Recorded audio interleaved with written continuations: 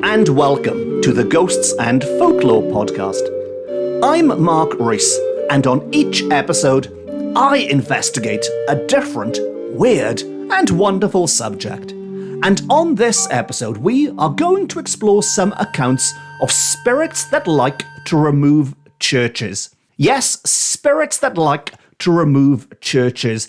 And there's nothing cryptic about that title. It's not a metaphor. This is about as literal as this podcast gets. This is an episode about spirits that like to remove churches. And you might be thinking, surely there can't be that many accounts where spirits have been accused of literally taking a church away. But trust me, there are legends from across Wales. There are so many, as you will soon discover, and they get stranger and stranger as we go through this episode. Because there is nothing the spirits of Wales like to do more than to pick up a church and to place it somewhere it should not be. And so, to begin at the beginning. And folklore tells us that there are several legends in West and Mid Wales, especially in Carmarthenshire and Ceredigion, or Ceredigion as it's known today, but these accounts were recorded a century or so ago, so Ceredigion, in which spirits or some other mysterious powers play a prominent part in the removal of churches from one site to another. Now, the first account comes to us from a Reverend H.M. Williams, Vicar of Lledrod, and he tells us that there is a tradition in the parish of Llanfaesent that the parish church was said to have been built at first at Twyn Llanan in the centre of the parish. But the stones that were put up during the day were removed in the night to the spot where the church now stands. So, a short and sweet account there of how the church was supposed to be somewhere else, but something was supernaturally, magically rebuilding it elsewhere during the night. It reminds me a little bit of the story of the dragons fighting in the Mabinogion, where they'd wake up the next day and find all their work had been destroyed. But sticking with churches, because another holy man recalls a tale of how something similar happened in Radnorshire, now a part of modern-day Powys. And according to the Reverend Professor Turrell Green from St. David's College in Lampeter, who was quoting John Williams's History of Radnorshire from 1859, near Llanbister Church, near Llandrydnod Wells, is a piece of land on which it was originally intended to have erected the church. But tradition reports that the accomplishment of the design was prevented by the intervention of supernatural agency. And we do love a supernatural agency on this podcast. So, whereas the first example from Reverend Williams, they had no idea what was going on. This church was just popping up elsewhere. In this case, they do think there was the intervention of supernatural agency. And to continue, the tradition that a supernatural being carried away in the night whatever was built of the church during the day is still kept alive, because the warden claims an annual rent of 2 shillings and 6 for the vacant and unconsecrated site of the originally intended church. So there's a nice little touch there, a nice little piece of evidence, some might say, that they are still paying rent on what is, I am assuming, an empty patch of land where a church was supposed to be until, of course, some pesky supernatural agency came along and moved it to somewhere else. It doesn't specify, of course, if that means they're now paying 2 lots of rent, one for where the church is and a second for where the church was supposed to be. But what more proof do you need that this is a genuine case of supernatural church abduction than the fact that the church are still paying for an empty piece of land with nothing on it? Now, the same source also mentions an old custom, as they call it, that prevails in the parish concerning the payment of a certain tax or tribute called clut gallell. And I'll spell that for you. That's a good old-fashioned Welsh name there. Clut, C-L-W-T, Y-gallell, G-Y-L-L or E-L-L or and that means knife money, a nice ominous name, knife money that was imposed on a certain corner of a field or some estates consisting of a certain number of groats. So there's a lot to unpack there. Here's me talking about ghosts stealing churches. Now the folklorist has sent us off on a tangent about knife money, which I will try to cover as briefly as I can, not to derail this episode. But knife money, despite that ominous name, isn't quite as ominous as it sounds in reality. It's simply a kind of taxation that applies to a particular piece of land. If you're going to build a church there, you've still got to pay your knife money. And it's something we are told that was well known in the local economy, in the rural economy, and its Welsh name, clut a gallell, which more literally means something like the scrap for the knife or the knife token, is perhaps more appropriate and, of course, less menacing, because knife money, it does sound like something a dandy highwayman might say to you, your money or your knife. But before I go all adamant on you, in short, knife money, or clut a gallell, was a very small customary payment, usually just a few coins, that was tied to a particular bit of land. Anyway, I certainly wasn't expecting to name drop adamant on this episode, so back to the spirits, and the following legend comes to us courtesy of Mr. Price Williams from Ywenallt, an eminent antiquarian, we are told, in the southern part of Carmarthenshire. And he tells us that the intended church site of the Church of Penbryn, according to tradition, was Penlon Moch near Sanai, where now stands St. John's Mission Church. But all the materials they brought there and built in the course of the day were removed during the night by invisible hands to where it now stands. He also tells us there is a similar tradition concerning Betus Even. And if that wasn't enough, I mean, we're only a few minutes into this episode, and I've already thrown a bunch of examples at you. There is even more. In the Carmarthenshire village of Llanwinio, when the attempt was first made to build this church, we are told, everything put up in the day fell down in the night, till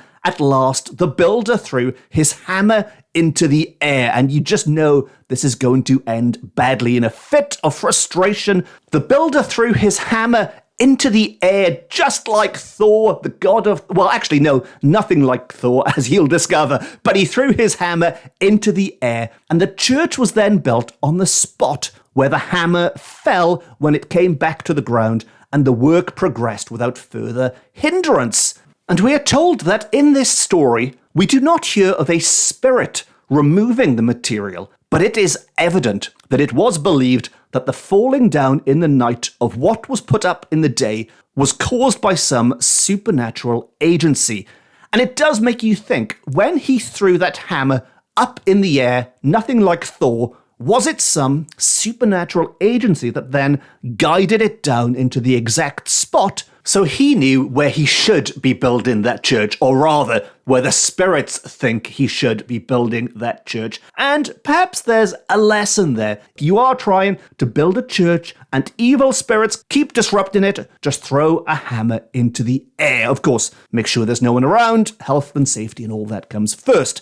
Now, staying in Carmarthenshire, although technically, at least nowadays, I think this is partly in Pembrokeshire as well, those crazy new county lines, but not far from Narberth to the village of Llangan, where in the middle of the parish there is a field called Parc y Fonwent, Monument Park, where, according to local tradition, the church was supposed to have been originally built, but the stones brought to the spot during the day were removed by invisible hands during the night to the spot where the present church now stands. And in this case, they weren't simply moved by invisible hands, but they were accompanied by a voice saying, Llangan dyma'r fan, which is Welsh for Llangan, here is the spot.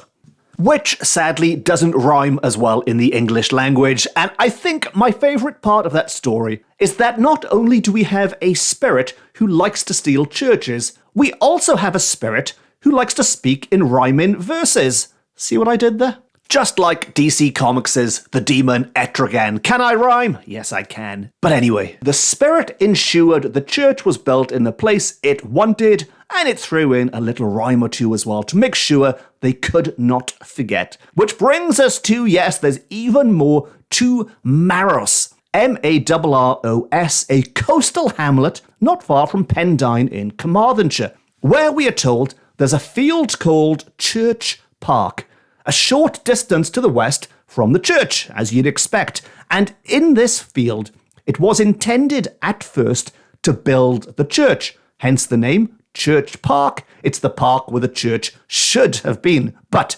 invisible spirits during the night removed both stones and mortar to the spot where the church now stands. There is also a tradition that 2 giants were buried in the field. And much like with the knife money earlier, I love how they just drop these bombshells into stories casually like that. There were these spirits moving these churches about. Oh, and by the way, there's 2 giants buried in the field. But you'll be glad to know I'm not going to go off on a giant's tangent right now, because as it happens, the next episode of this podcast will be of special interest to Giants fans. And of course, I mean the big kinds of Giants, not fans of the American football team or anything. Although I'm sure you will enjoy it just as much. But for fans of all varieties of Giants, tune in to the next episode. But back to this one, and now we are going to head to Llanwenog briefly, where we are told from a paper read before the Carmarthenshire Antiquarian Society by the Reverend J. Morris, Vicar of Llan-y-Baidder, there was also a tradition that Llanwenog Church was also removed by supernatural agency from one site to another. Very short and sweet, that one. Nothing more to add, simply that it was moved from one site to the other, while in Llangala Church, in the Carmarthenshire parish of the same name, and on the borders of Cardiganshire, as it were. And this all, I should say, these old pieces of folklore in these counties, which have had their boundaries changed a little over the years, does make it slightly confusing to pinpoint which county exactly we're in nowadays. But certainly, according to the folklore, in the Carmarthenshire parish of the same name, on the borders of Cardiganshire, there is a tradition in the district that it was at first intended to build Llangala Church on a spot known as Parc y Bwci. A wonderful, wonderful name. Parc is spelt in the Welsh way, P-A-R-C, and then Y, Bwci, B-W-C-I, which is a name that, if you can translate that, gives away the whole game and suggests why it was not built there. Because it's known, according to our folklorist in English, as Goblin's Park. But a more literal translation might be Spook's Park or Bogey's Park. But whichever one you go for, they're all quite interchangeable in this case. Goblin or spook or bogey, they all suggest creatures who might be not best pleased then with a church being built in their park. And it was said that what had been built during the day was transported in the night to the site of the present church. Our folklorist also adds that, while there's no mention here that the agency was a spirit, the name of the spot is very suggestive. Yes, it's very, very suggestive. But with nobody pointing the finger at a supernatural source at the time, we can't rule out it was a bored Carmarthenshire person who liked carrying half-finished bits of construction work around at night. As unlikely as that might be, personally, I like to think it was a goblin. But maybe there were some very, very incredibly bored people in Carmarthenshire a century or so ago who did like carrying around bits of construction at night. But anyway, let us move on to the parish church of Llanfihangel Gynarglyn, or Llandre as it's known today, which we are told is situated about 5 miles north of Aberystwyth, and it is seen from the train, or well, at least it was a century or so ago. It's been a long time since I've caught a train anywhere near Aberystwyth, but about a mile from the church and the village, there is a respectable farmhouse named Glanfraid, or Glanfraid Fawr, which belongs to the Gogerthen estate, which I believe I've mentioned on this podcast a few years ago. As I mentioned on the last episode, I lose track, I've done so many. I'm pretty sure we've been to this part before, but it is evident that Glanfraid was a place of importance once, and long ago gentry lived here. And it was the birthplace of Edward Llwyd, the author of the Antiquities of Britain. It is also believed that the house received its name, Saint Vraid, a devout woman who, according to local tradition, came over from Ireland to build a church on the spot. There is a legend still extant in the neighbourhood, which comes to us from Lady Hills Johns of Dolycothy, an intelligent lady, we are told, that when the work of erecting the church on the spot was actually commenced, the portion built during the day was pulled down during each night.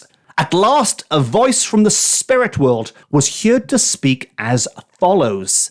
Glanvride var si fod van hyn, llan fi hangel and gennar glyn. Which means Glanvride var is to be herein, llan fi hangel at gennar glyn. Which I appreciate, even after translation is still primarily in the Welsh language there, because it's mainly place names. But what the spirit meant by these words, we are told, was that the church was to be built at Gennar Glyn, and that Glanvride Fawr farm or mansion was to occupy the spot they were trying to build the church. So in this case, it's not just the church, but it's also the farm/mansion that the spirit isn't happy with, seemingly, with its location. And so in accordance with the spirit's direction, the church was, after this, built where it now stands instead of at Glanvride. And talking about the Welsh names of these churches, our folklorist does tell us that Llanvi Hangel, of course, and I do like the of course maybe to some people, is the Welsh for Saint Michael, or rather Michael's church. Because, as I've probably mentioned before, Llan in a Welsh name means church, so Llan vi Hangel is church of. But to wrap up this story, because it does get a little convoluted here, please bear with me, but we are told that as the early Welsh Christians generally dedicated their churches to Welsh saints, it seems probable that the ancient name of this church was Llanvride, and the name of the farm, Glanvride, where it was first intended to build the church, seems to suggest this. Perhaps the church was rededicated to St. Michael by the Normans, for we know that William the Conqueror seized some lands in this neighbourhood, and that particular part of the parish is known to this day as Cyfoeth y Brenin, the King's Wealth. St. Michael was a favourite patron of churches with the Normans, as it was believed that an apparition of the Archangel had been seen by the bishop who was directed to build the church on Mount St. Michael in Normandy. And there's an awful lot to unpack in those few sentences as well, and you'll be glad to know I'm not going to even attempt to do that, because while you've sat through the Welsh language lesson, I'm not going to make you sit through a lesson about Norman history, because frankly, this isn't the Norman history podcast. I'm assuming there must be one out there somewhere. There's a podcast for everything nowadays. I'm going to stick to what I do know, and that is spirits stealing churches. And we're told that these popular legends are undoubtedly very old and are current not only in Wales, and of course by current this is early 1900s, are not only current in Wales, but in parts of Scotland also, as the following from Sir Walter Scott's notes to the Lay of the Last Minstrel prove. And what follows is a quote from the great Scottish writer Sir Walter Scott, somebody I don't really get the chance to quote very often on this podcast, but we are told that when the workmen were engaged in erecting the ancient church of Old Deer in Aberdeenshire, upon a small hill called Bissau, and apologies to any Scottish friends who might be listening if I have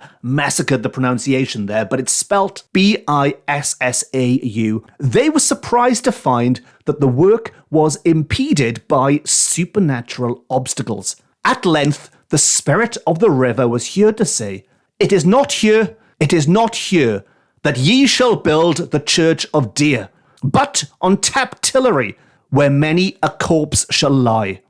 The site of the edifice, we are told, was accordingly transferred to Taptillery, an eminence at some distance from where the building had been commenced. Sir Walter Scott himself also recorded an account of a seemingly rhyming spirit telling people where they should be building churches. And our folklorist tells us that as to the origin of these legends or traditions of the mysterious removal of churches, it is not easy to arrive at a correct explanation. Some writers are of the opinion that they contain a record, imaginative and exaggerated of real incidents connected with the history of the churches to which each of them belongs, and that they are, in most cases, reminiscences of an older church which was once actually stood on another site. Which is an interesting idea, isn't it? That there was once a church on this site. So it wasn't literally moved, it's just a new church was built, and this is the memory of that ghostly church that was elsewhere. Others see in these stories traces of the antagonism in remote times between people holding different religious beliefs, and the steps taken by one party to seize and appropriate the sacred spots of another. Again, a pretty good theory. If your religion differs to the other religion, can you literally, in this case, steal their church and make it your own? And to continue, that some of these tales have had their origin in primitive times, even anterior to Christianity, is probable. And again, when I use the word church, we're not simply talking about Christian holy sites here. The suggestion, certainly in places like Wales and in Scotland, is that there are older places of worship that are fed into these stories of where the churches now stand. So never let it be said that I just leave you hanging at the end of every episode with no possible explanation to these strange phenomena that I've been talking about. In this case, or rather our folklorist, I shouldn't take the credit here, our folklorist does suggest to us some possible explanations as to why so many people across Wales and further afield have reported these churches going missing. It could simply be the fact that a church did once stand on that site, but it was knocked down, it was demolished, and a new one was built, and then it entered the realm of folklore that it had been removed by spirits. Another suggests that people holding different religious beliefs might simply have simply attacked each other's sites, taken what they wanted, and it was a case of, look, if you tried building a church there, we will come and knock it down, and vice versa. Or thirdly, maybe these stories are so old they predate Christianity in Britain. These are old beliefs buried deep in the land, seeping up through the soil like grisly fingers of those who walked the land long before us and touching later centuries. And on that rather unexpectedly folk horror-like note, I wasn't expected to be so poetic there. I don't know what came over me. It must be the demon Etrigan again. But we've reached the end of another episode of the Ghosts and Folklore podcast. As ever, if you've enjoyed this episode and you haven't already, please consider pressing the subscribe button and you will never miss an episode ever, including the next episode, which, as I teased, is all about the New York Giants. Only joking. It's all about the Baltimore Ravens. No, it's all about, well, there will be giants in it, but Welsh giants, not New York giants, I'm afraid. Giants more like the BFG, the Big Friendly Giant, who was, of course, created by a man born in Cardiff, by a man from Llandaff. But if you enjoyed it, please subscribe. If you really enjoyed it, you can treat me to a coffee via my Ko-fi page. There's a link to that on my website and stuff. Always very much appreciated, and it helps keep this podcast on the air. If you'd like more ghosts and folklore, you can, of course, follow me on social media. And I've also published a number of books about similar weird and wonderful subjects, which are available from all good bookshops, offline and on. Always support your local bookshop where possible. In some quick Paranormal Unpacked news, as you may or may not know, I also co-present Paranormal Unpacked with my good friend Steve Balsamo. We had our first live event recently, which was, we were testing the water. We had no idea if anyone would turn up. The response, it's fair to say, was, well, the place was overflowing. So apologies if you couldn't get in. But the fact that the response was that good means we are now planning many, many more live events. And we've also been out and about filming some new episodes as well, some incredibly exciting episodes, which I wish I could talk to you about more now, but sadly my lips are sealed for a little bit longer. But if you haven't already, check out Paranormal Unpacked on YouTube, and there are some very exciting new videos coming very, very soon.